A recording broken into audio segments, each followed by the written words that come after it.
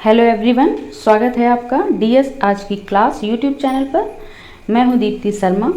आज हम इस वीडियो में विज्ञान विषय के अंतर्गत कुल 25 प्रश्नों को देखेंगे जो सभी प्रतियोगी परीक्षाओं के लिए महत्वपूर्ण हैं, विशेषकर रेलवे ग्रुप डी भर्ती परीक्षा के लिए। इसके पहले भी मैंने इस परीक्षा के लिए पार्ट 1 से पार्ट 4 तक के वीडियो बना दिए हैं, जिसके लिंक डिस्क्रिप्शन बॉक्स में दिए गए हैं। आप मेरे उन वीडियो को भी आसानी से देख सकते हैं। तो आइए शुरू करते हैं आज का वीडियो। चलिए पहला प्रश्न देख लेते हैं। निम्न में से कौन सी विटामिन रक्त के जमने में महत्वपूर्ण है?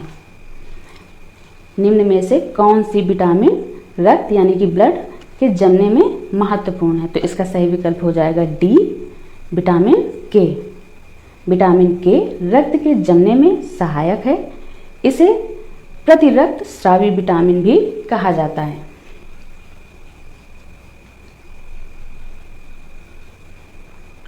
चलिए अगला प्रश्न देख लेते हैं।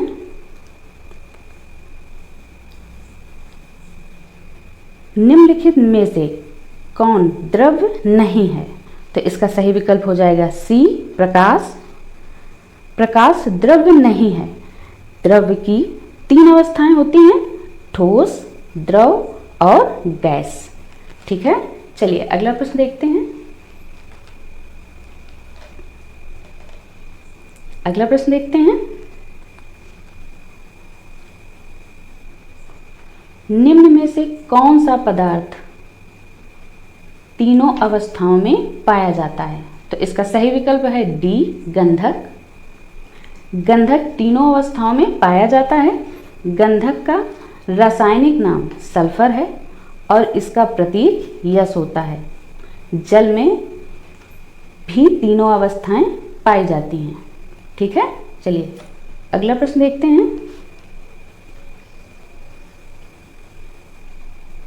27 डिग्री सेंटीग्रेड का मान केल्विन ताप में होगा। तो इसका सही विकल्प है बी, 300 केल्विन। सेंटीग्रेड ताप को केल्विन ताप में बदलने के लिए हम इसमें 273 जोड़ते हैं। इस प्रकार 27 प्लस 273 बराबर 300 केल्विन। इसका सूत्र होता है T बराबर 273 प्लस सेंटीग्रेड केल्विन।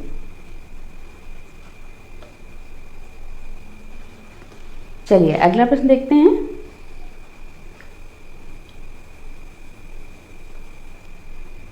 द्रव्य की कौन सी अवस्था विद्युत की कुचालक होती है? तो इसका सही विकल्प है डी, प्लाज्मा। द्रव्य की प्लाज्मा अवस्था विद्युत की कुचालक होती है। प्लाज्मा अवस्था में पदार्थ के कण अत्यधिक ऊर्जा वाले तथा अत्यधिक उत्तेजित होते हैं। ये कण आयनीकृत गैस के रूप में रहते हैं तथा सूर्य और तारों में चमक इसी अवस्था के कारण होती है।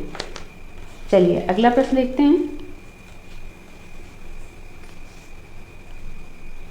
सामान्य ताप पर द्रव अवस्था में पाए जाने वाली अधातु है। तो इसका सही विकल्प हो जाएगा बी, ब्रोमीन। अधिकांश लोग इस प्रश्न के उत्तर में हमेशा ए विकल्प को ही चुनते हैं, पारा को, लेकिन इसका सही उत्तर ब्रोमीन होगा, क्योंकि प्रश्न में द्रव अवस्था में पाए जाने वाली अधातु को पूछा गया है और पारा समान ताप पर द्रव अवस्था में पाई जाने वाली धातु है, ना कि अधातु। अर्थात पारा धातु है और ब्रोमीन अधातु है। ठीक है, चलिए अगला प्रश्न देख लेते हैं। दूध से क्रीम किस विधि द्वारा अलग की जाती है? तो इसका सही विकल्प है डी, अपकेंद्रीकरण द्वारा। अपकेंद्रीकरण द्वारा दूध से क्रीम अलग की जाती है। ठीक है, चलिए अगला प्रश्न देखते हैं।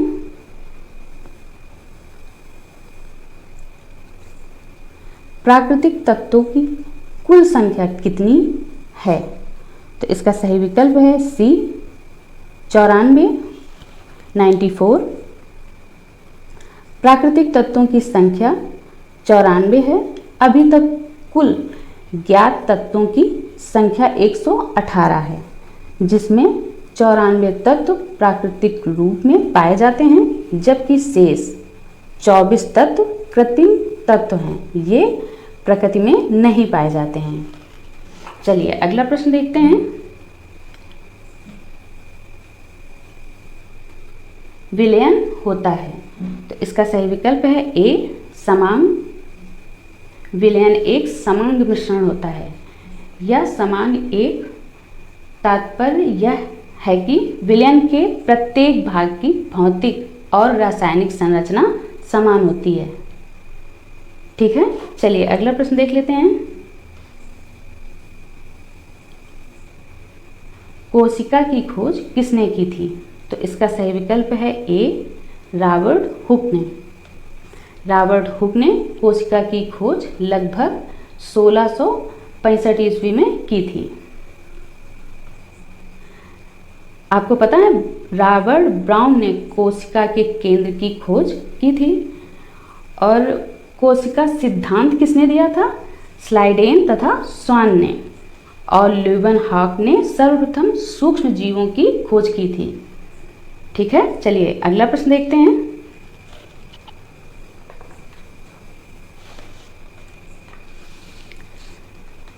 पादप कोशिकाओं में कितने प्रकार के लवक पाए जाते हैं? तो इसका सही विकल्प है बी 3 प्रकार के। पादप कोशिकाओं में 3 प्रकार के लवक पाए जाते हैं। नंबर 1 हरित लवक, नंबर 2 वर्णीय लवक, नंबर 2 वर्णीय लवक होता है और नंबर 3 अवर्णीय लवक।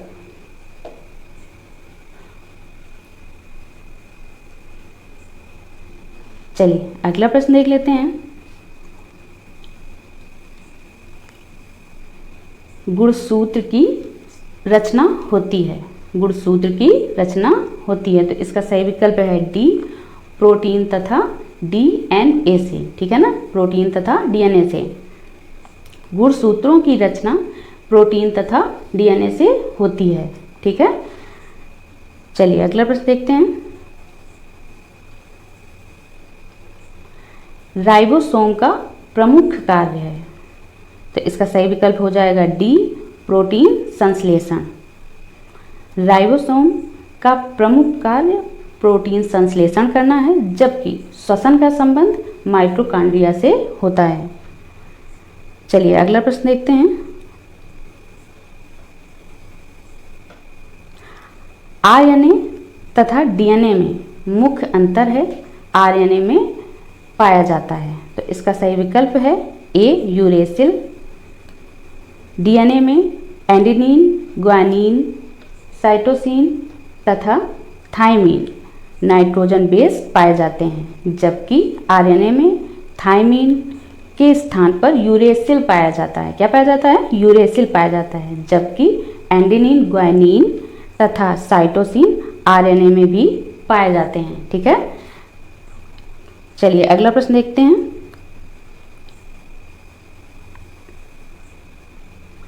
प्रोकैरियोटिक कोशिका पाई जाती है, तो इसका सही विकल्प है डी जीवाणु और नीले हरे शैवालों में।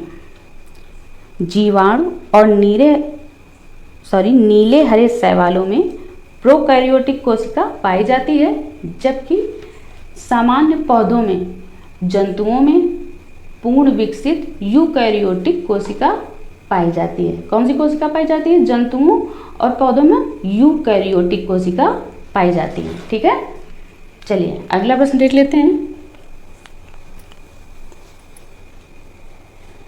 मानव शरीर में पाई जाने वाली सबसे छोटी कोशिका है, तो इसका सही विकल्प है बी लाल रुधिराणु कोशिका।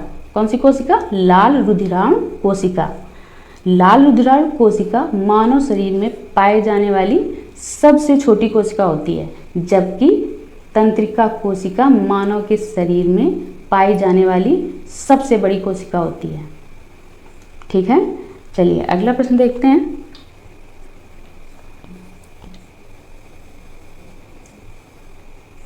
दो अस्थियों को जोड़ता है?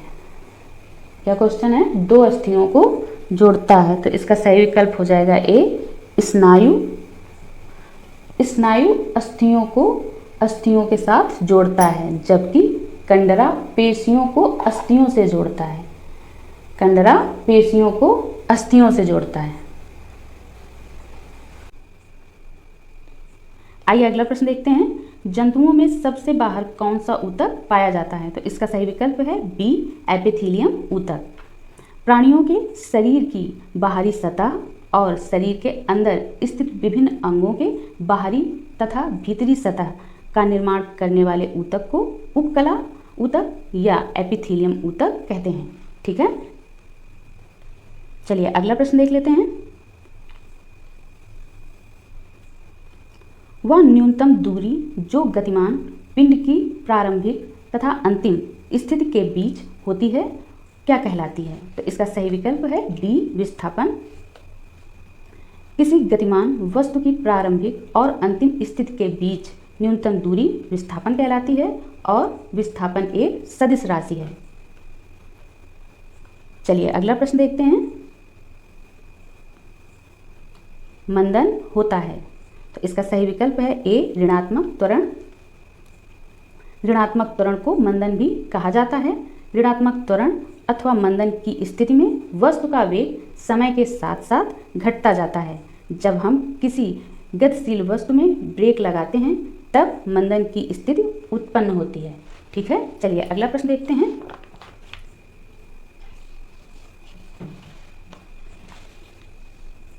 एक पत्थर मीनार की चोटी से गिराया जाता है। वह 2 सेकेंड में पृथ्वी पर पहुंच जाता है। मीनार की ऊंचाई कितनी होगी? तो दिया गया है जी बराबर 10 मीटर प्रति सेकेंड स्क्वायर। तो इसका सही विकल्प होगा बी, 20 मीटर। आप गति के द्वितीय समीकरण h बराबर u into t plus half g into t square से उत्तर प्राप्त कर सकते हैं। यहाँ पत्थर मीनार की चोटी से गिराया जा रहा है, ना कि फेंका जा रहा है, इसलिए पत्थर का प्रारंभिक वेग u का मान 0 होगा।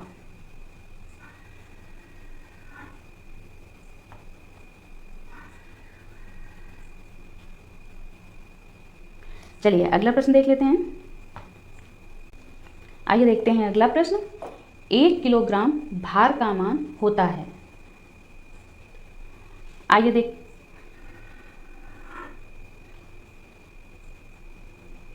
देखते हैं अगला प्रश्न।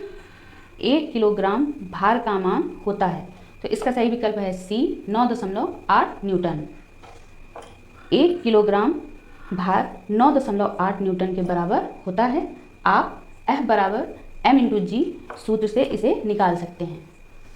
चलिए अगला प्रश्न देखते हैं। किसी वस्तु का जड़त्व निर्भर करता है? तो इसका सही विकल्प है बी, वस्तु के द्रव्यमान पर। किसी वस्तु का जड़त्व उसके द्रव्यमान पर निर्भर करता है। द्रव्यमान अधिक होने पर जड़त्व भी अधिक होगा और द्रव्यमान कम होने पर उसका जड़त्व भी कम होगा। चलिए अगला प्रश्न देख लेते हैं।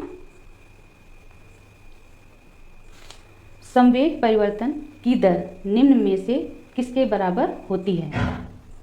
तो इसका सही विकल्प है डी, बल के। संवेग परिवर्तन की दर उस पर लगाए गए बाह्य बल के बराबर होती है। इस नियम को न्यूटन का द्वितीय नियम कहते हैं। चलिए अगला प्रश्न देखेंगे।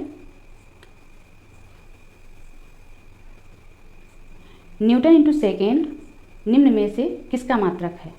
तो इसका सही विकल्प है डी, आवेग का। न्यूटन इंटू सेकेंड बल के आवेग का मात्रक है। किसी वस्तु पर कोई बल कितने समय तक कार्य करता है, इसका मान बल के आवेग द्वारा ज्ञात होता है। यदि आज का यह मेरा वीडियो आपको पसंद आया हो तो कृपया लाइक करें, शेयर करें और सब्सक्राइब करना ना भूलें। धन्यवाद।